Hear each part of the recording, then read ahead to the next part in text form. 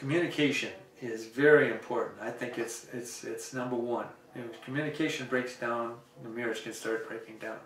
You need to be able to communicate with your partner about anything and tell them everything. Both parties need to be informed about what's going on in case something happens. The other one can fill right in and take over instead of have no clue. So communication is key. Caring for each other, putting up with each other's faults. Friendship is more compatible, I think, if you have a really strong friendship to base your relationship on. Trust. Basically, if you can be good roommates. I've watched lots of relationships, including my own, where the problem was just life incompatibility. I think if you get that support at home, even if you're not getting it out there, if you got some support at home from your loved one, I mean that's key. It wasn't so much trying to find a partner who would help you take out the trash or help you do the slug through life kind of things. It wasn't that. It never has been in that. It was more. The image that came to me when I thought about coming to this was it had to do with sharing the breath, sharing breath with another person.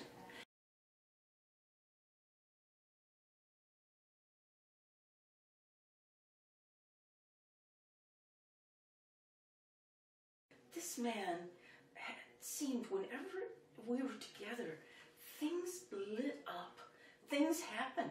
A compatriot, a friend who was going to take you. He always took me where life was just sparkling, just a little bit more. I was stepmother, so lived with a kid from the time he was almost 10 to the time he was, well, in college and not living with us. Biggest highlight to me for that was when he was a senior in high school. He was not like either of us. He was, one of the cool kids. But they all had these like ceremonies of passage when they were in seniors. And the one in swimming is when the kid is introduced and brings up his parents. He wanted me there too. So that was a big highlight. She surprised and amazed me at times that she would take what I said and the way she took it. I didn't expect on some occasions that she would follow through, but when she did, and it was really appreciated, seeing her do that. Back in those days, there wasn't a lot to do for entertainment, so it was mainly visiting with friends in their homes. When we came back to the States, we had our daughter, and so she was kind of the center of our life after that. Well, my husband that passed away we had so much in common because we both were with the Boy Scouts. He was Scoutmaster, and I started out with the Cub Scouts and ended up being his assistant Scoutmaster before he died. And that and our church together. And then in my second marriage, the things that stand out that are the vacations we took with the kids. And we did a lot of camping, and that was him. He's walking along, and I knew something was going to explode.